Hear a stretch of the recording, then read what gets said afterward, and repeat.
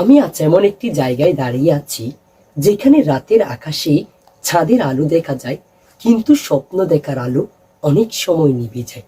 তবু আজ আমি বলতে চাই, গ্রাম থেকেও সফল হওয়া যায়। তার জন্য কঠোর পরিশ্রম এবং গুছানো একটি প্রস্তুতি চাই।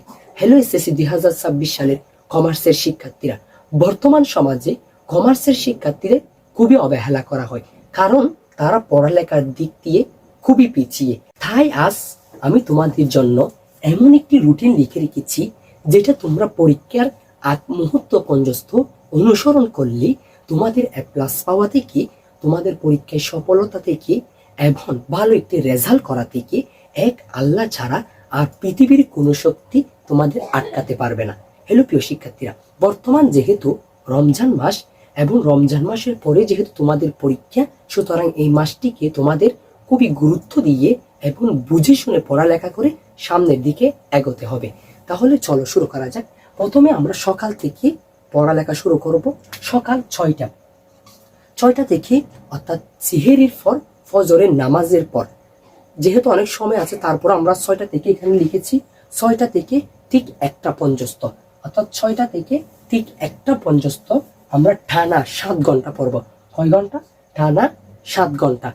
এই সময়তে যেহেতু মনটা ফ্রেশ থাকে, অর্থাৎ ব্রেন যেহেতু ফ্রেশ থাকে, এই সময় আমরা কঠিন যে বিষয়গুলো আছে, হিসাব বিজ্ঞান, ইংলিশ, গ্রামার, এই অর্থাৎ তারপর ম্যাথ, এই সমস্ত বিষয়গুলো আমরা এই সময় পড়তে পারি। যেহেতু এগুলো একটু কঠিন বিষয়, বেশিরভাগ হিসাব বিজ্ঞান তোমরা এই সময়ে পড়ার চেষ্টা করবে, কারণ হিসাব বিজ্ঞান একটু অনেক শিক্ষার্থীর জন্য এটা খুবই কঠিন একটা সাবজেক্ট। সেই জন্য তোমরা যদি সকালবেলা এটা পড়ো, আমি আশা করি তোমাদের এই সময়টাতে এই বিষয়টা বুঝতে খুবই সহজ হবে।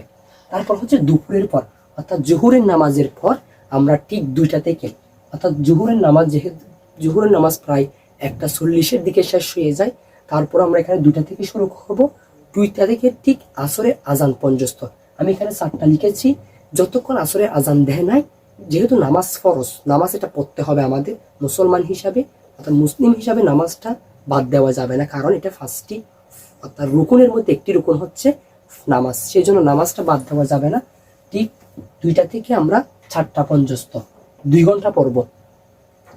এই সময়ে তোমরা চাইলে তোমাদের বিজ্ঞান, তারপর হচ্ছে কৃষি শিক্ষা, এই বিষয়গুলো তোমরা এখানে পড়তে পারো। তারপর না হয় অনলাইন ক্লাস থাকলে তোমরা এই সময় অনলাইন ক্লাসগুলো করতে পারো। তারপর আসরের পর, অর্থাৎ আসরের নামাজের পর, যেহেতু এখন রমজান মাস, একটু টায়ার্ড লাগবে, ক্লান্তি লাগবে, সেই জন্য আসরের নামাজের পর এই যে আমরা সকালবেলা এবং দুপুরের পর যেগুলো পড়েছি, সেগুলো আমরা রিভিশন দিব, অর্থাৎ একটু চোখ বুলিয়ে দেখব, খাতার মধ্যে লেখার চেষ্টা করবো। অর্থাৎ যেগুলো পড়েছি সেগুলো সংক্ষিপ্ত নোট আকারে একটি খাতার মধ্যে আমরা লিখবো, মুখস্থ লিখবো। তারপর হচ্ছে সন্ধ্যায়, অর্থাৎ ইফতারের পর, মাগরিবের নামাজের পর ঠিক 6টা থেকে 7:30 পর্যন্ত, এখানে প্রায় 1.5 ঘন্টার মতো সময় থাকে। এই সময়ে চাইলে রাইটিং পার্ট, ইংলিশ প্রথম পত্র অথবা বাংলা প্রথম পত্রগুলো আমরা পড়তে পারি। তারপর হচ্ছে রাত, অর্থাৎ এশারের নামাজের পর তারা বিশেষ করে ঠিক 10টা থেকে 12টা পর্যন্ত এই সময়টা আমরা পড়ব। এই সময় কি পড়তে পারি? হয়তো রাইটিং পার্ট, প্যারাগ্রাফ, এগুলো পড়তে পারি, না হয় আইসিটি, তারপর হচ্ছে ধর্ম, ইসলাম ও নৈতিক শিক্ষা, যার যার ধর্মের বিষয়গুলো আমরা চাইলে এই সময় পড়তে পারি। অথবা এই সময় চাইলে ফিনান্স ও ব্যাংকিং, এটাও পড়তে পারি, না হলে হিসাব বিজ্ঞান আমরা আবার পড়তে পারি। তাহলে সকালবেলা 6টা থেকে ঠিক 1টা পর্যন্ত এদিকে থাকবে 7 ঘন্টা। তারপর হচ্ছে দুপুরের পর 2টা থেকে 4টা পর্যন্ত 2 ঘন্টা। আসরের পর আমরা রিভিশন দিব যেগুলো পড়েছি। তারপর হচ্ছে সন্ধ্যায় 6টা থেকে 7টা, এদিকে থাকবে 1.5 ঘন্টা। তারপর রাতে 10টা থেকে 12টা, এখানে থাকবে 2 ঘন্টা। প্রায় এখানে এদিকে 7, এদিকে 2, 9, 10, 11, 12, প্রায় 12 ঘন্টার মতো একটা কি হচ্ছে, পড়ালেখা হচ্ছে। আমি আশা করি তোমরা যদি এই নিয়মে পড়তে পারো, তাহলে তোমরা পরীক্ষা একটা ভালো রেজাল্ট করতে পারবে এবং তোমরা বেশিরভাগ তোমাদের মোবাইলটাকে কাজে লাগিয়ে অনলাইন ক্লাস করতে পারো।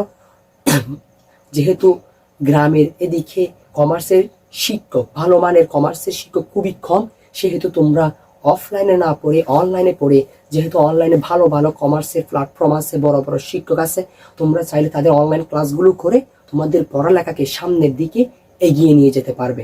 আমি আশা করি তোমরা বুঝতে পেরেছ। তোমরা এই রুটিনটা অনুসরণ করতে পারো। যেহেতু কোন বিষয়টা পড়বে, যখন তোমার যে বিষয়টা ভালো লাগবে, তুমি যেই সময় যে বিষয়টা ভালো বুঝবে, তোমরা সেই বিষয়টা পড়বে। এবং আমি আশা করি তোমরা অফলাইনের চাইয়ে অনলাইনটাকে একটু বেশি গুরুত্ব দিবে, কারণ অনলাইনে এখন ভালো ভালো শিক্ষক রয়েছে এবং সব কিছু অনলাইনের মধ্যে পাওয়া যায়। তোমাদের জন্য দোয়া রইল। সবাই সুস্থ থাকবে, ভালো থাকবে। আসসালামু আলাইকুম।